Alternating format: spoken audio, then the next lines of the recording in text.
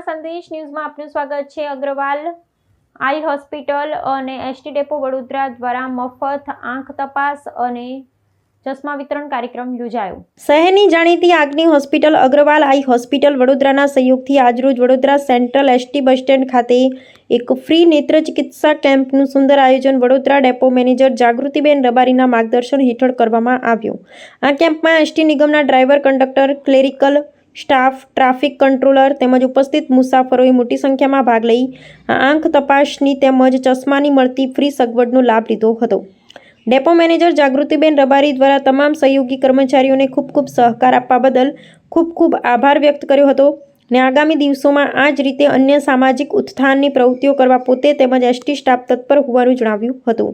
Reporter Anwar બહાદર પુરવાલા, Anand. પ્રાર્થના સંદેશ ન્યૂઝની તમામ લેટેસ્ટ અપડેટ્સ માટે ચેનલને હમણાં જ લાઈક, શેર અને સબસ્ક્રાઇબ કરો।